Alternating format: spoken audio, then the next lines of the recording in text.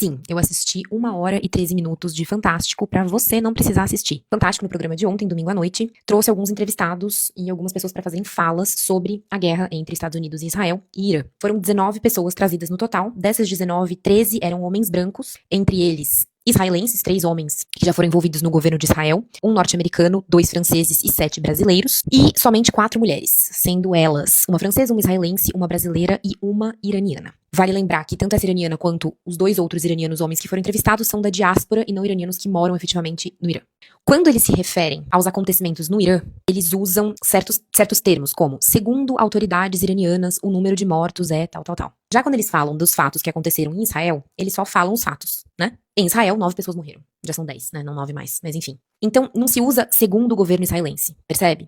Esse jeito de colocar, ele faz parte de uma narrativa também de legitimar as fontes. Então, como o que vem do Irã não é legítimo, a gente precisa falar que é segundo o governo iraniano. Como o que vem de Israel é fato, a gente pode falar só o fato, sem falar exatamente de onde vem o fato, de onde vem a informação, que é do governo israelense. Ainda nesse mesmo assunto sobre terminologia, vou repetir algumas falas que foram feitas ao longo das reportagens, tá? Os terroristas do Hamas, grupo extremista Hezbollah, a operação na Venezuela prendeu o presidente Maduro, a guerra da Rússia contra a Ucrânia, a operação de ontem, a intervenção no Afeganistão. Então, sempre que os atores de determinada conduta são os Estados Unidos ou Israel, as palavras usadas são atenuantes. Então, a operação, a intervenção. E quando os atores são aqueles que estão do outro lado, o Irã ou seus aliados, aí é terrorismo, aí é guerra, percebem? E essa guerra narrativa, ela vai além, tá? Quando eles mencionam o 7 de outubro, como parte da narrativa do porquê Israel está travando essa guerra contra o Irã, eles mencionam o que Israel fez com Gaza e continua fazendo com Gaza depois do 7 de outubro como retaliação. Eles usam a palavra retaliação. Então eles fazem uma escolha, não usar a palavra genocídio, ainda que diversos especialistas de direito internacional, diversas autoridades do direito internacional, inclusive o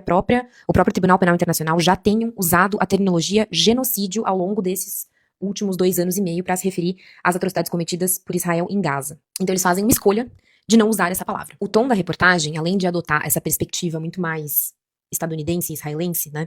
Até porque, por exemplo, falas de Netanyahu e de Trump aparecem muito ao longo da reportagem, mas nenhuma fala dos líderes iranianos aparecem, por exemplo. E eu achei interessante que a reportagem ela é feita de diversos recortes de reportagens, tá?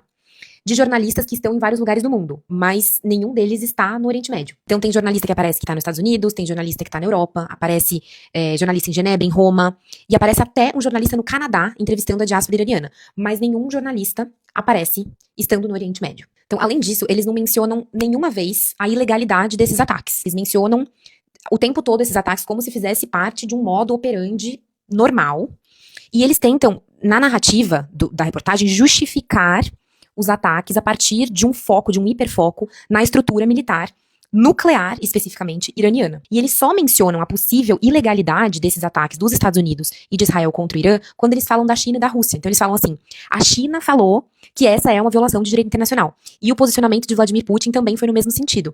Então, ao invés deles falarem que vários especialistas falaram que essa é uma violação de direito internacional, não, é a China e a Rússia que falaram. É curioso porque eles colocam esses ataques quase que como um feito heróico. Eles usam expressões como as seguintes. Eles abriram o céu até Teherã. Não tô inventando, tá, gente? São expressões usadas pelo programa do Fantástico. Começam a mostrar os novos drones americanos que estão sendo usados nesses ataques, o quão avançadas são as técnicas, e eles começam a relatar com um nível de detalhes as operações da Mossad, que é o serviço de inteligência israelense, quase como se fosse um thriller, assim, uma coisa meio Agatha Christie. E aí eles falam também de orquestra de destruição aérea. Abriram um corredor até Teherã, abriram o céu até Teherã e fizeram uma orquestra de destruição aérea. Então, relatando quase como se fosse um fato heróico que os Estados Unidos e Israel estão fazendo. Falar, por exemplo, que o Khamenei foi morto pelos inimigos que ele alimentou. Achei isso bastante partidário, para quem se diz apartidário. Eles fazem um foco bastante grande na diáspora iraniana, né? Nos iranianos que saíram do Irã e estão morando em outros países. Inclusive, teve uma reportagem enorme no Canadá, onde existe aparentemente a segunda maior diáspora iraniana fora dos Estados Unidos. Quando eles focam na diáspora, eles focam num estilo específico de iraniano. Quando a gente fala dos iranianos, a gente fala de uma população muito fragmentada no que diz respeito a apoio ou não